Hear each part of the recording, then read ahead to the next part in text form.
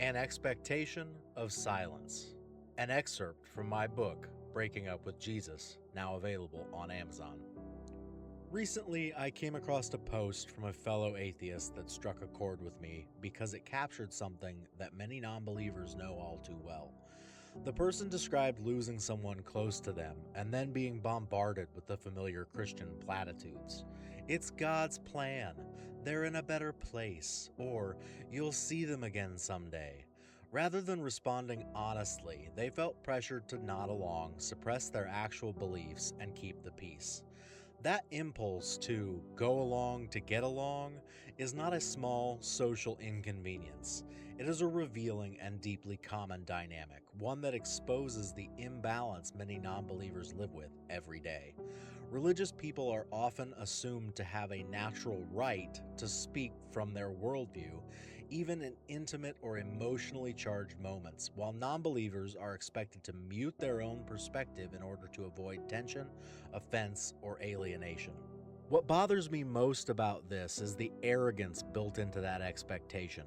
It assumes, without ever saying so openly, that religious people hold a kind of monopoly over how we are permitted to talk about death, grief, loss, and meaning. That assumption grows out of the cultural privilege religion still enjoys. Believers can often say whatever they want, no matter how presumptuous, insensitive, or disconnected from the beliefs of the person they are addressing, without being treated as though they have crossed a line. Meanwhile, non-believers are expected to smile politely, absorb the discomfort, and remain silent rather than risk being seen as cold, disrespectful, or confrontational. The result is a one-sided standard of expression in which one worldview is treated as natural and humane, while the other is treated as abrasive the moment it speaks honestly.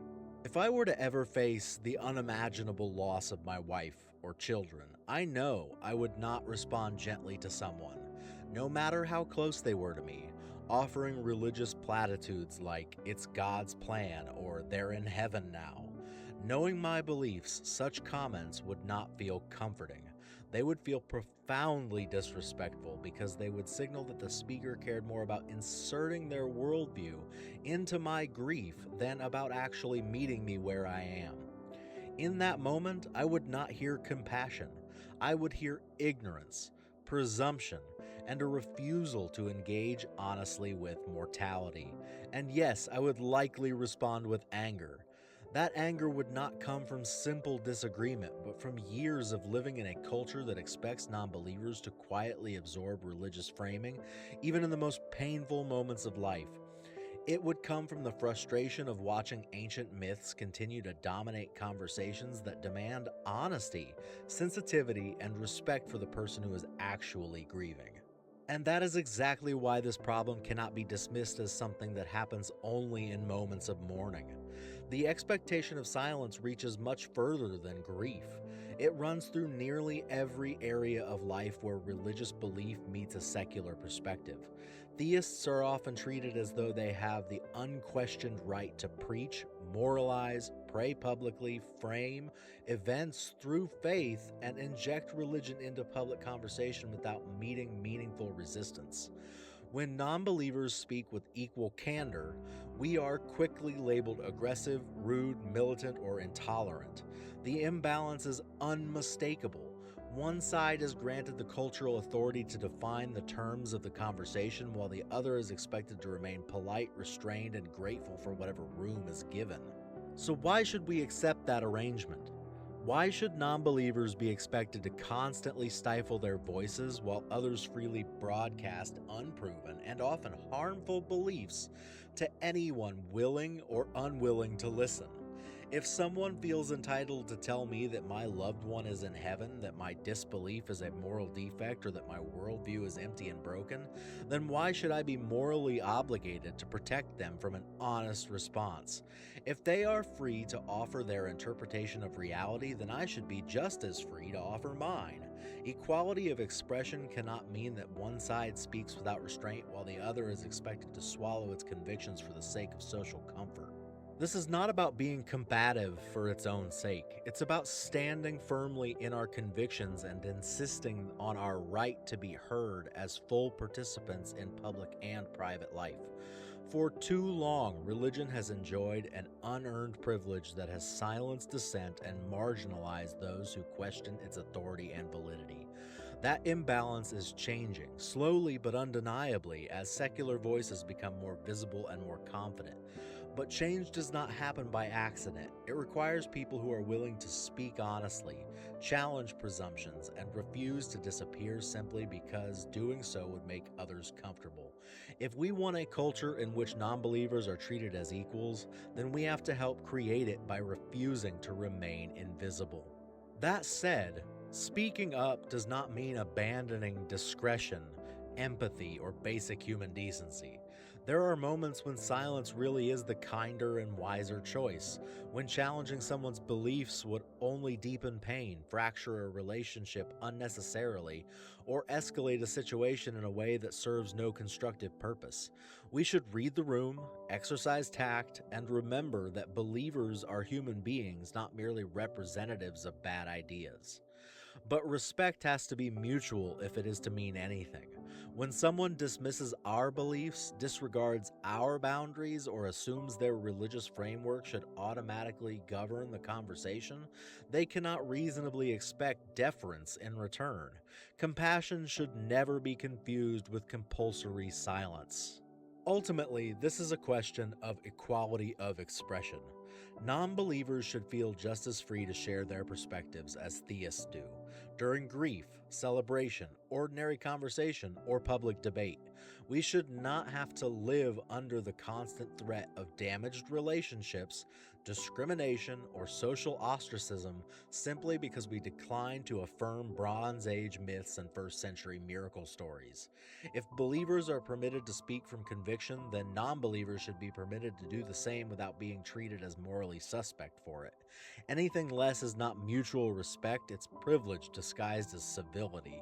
As non-believers, we should be proud of the journey that led us out of religion and of the values many of us now consciously choose to build our lives around: rationality, compassion, honesty, and truth. Freedom from dogma is often hard-won, and we owe it to ourselves, and to those still struggling under the weight of faith, not to disappear into silence once we have found it. Speaking openly does not mean becoming cruel, and honesty does not require hostility. What it does require is the courage to stop pretending that religious comfort should always take precedence over reality. If we want genuine equality of expression, then non-believers must learn to speak in their own voices rather than endlessly editing themselves to protect the sensitivities of a culture that so rarely extends the same caution in return. That still does not mean every moment should become a confrontation. There is an important difference between speaking honestly and speaking carelessly, and part of wisdom is knowing when each response serves the situation before you. Grief, family tension, and emotionally charged encounters often call for patience and restraint, but restraint should be a choice freely made, not a role assigned to non-believers by default. Too often, we are expected to be the ones who absorb discomfort, preserve peace, and let religious claims pass unchallenged, no matter how presumptuous or inappropriate they may be. That expectation is not humility, and it is not a moral maturity. It is a social imbalance that has normalized for far too long. If we want that imbalance to change, then we have to model something better. We have to show that a secular voice can be firm without being abusive, clear without being callous, and unapologetic without becoming needlessly antagonistic.